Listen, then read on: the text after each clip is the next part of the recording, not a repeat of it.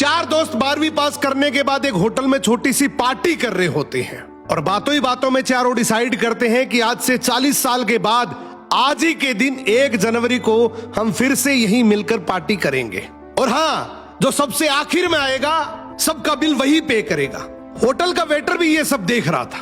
कहने लगा 40 साल बाद अगर मैं भी यहीं रहा तो आपकी ये पार्टी जरूर देखूंगा। ठीक 40 साल बाद पहला दोस्त होटल पहुंचता है तो देखता है वो होटल अब 5 स्टार बन चुका है।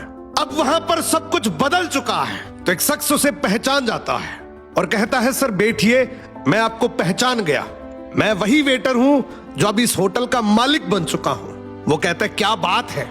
इतने में दूसरा दोस्त आ जाता है। दोनों की बातचीत शुरू होती है कि बिजनेस ग्रो कर गया, सब कुछ अच्छा चल रहा है। दोनों अपनी अपनी बातें शेयर कर ही रहे होते हैं कि तीसरा दोस्त भी पहुंच जाता है, लेकिन चौथा दोस्त अब भी नहीं आया।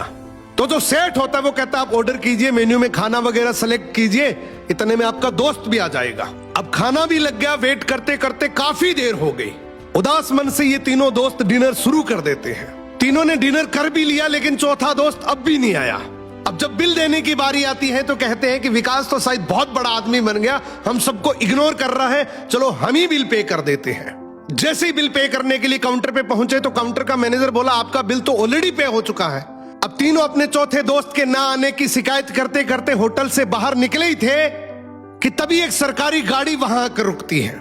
उसमें से एक लड़का उतरता है और तीनों के पैर छूते हुए कहता है मेरे पापा टीचर बन गए थे, मुझे कलेक्टर बनाने के काबिल कर दिया, लेकिन अफसोस मेरे पापा आज से 1 महीने पहले ये दुनिया छोड़कर चले गए। उन्होंने आखिरी वक्त में आपके इस वादे के बारे में मुझे बताया था और कहा था कि जब तीनों पार्टी खत्म कर ले तो उसके बाद तू वहां जाना और पेमेंट वगैरह कर देना। लड़का हाथ जोड़कर बोला मेरे पापा अब इस दुनिया में नहीं रहे, उनका वादा पूरा करने के लिए मैं आया हूं।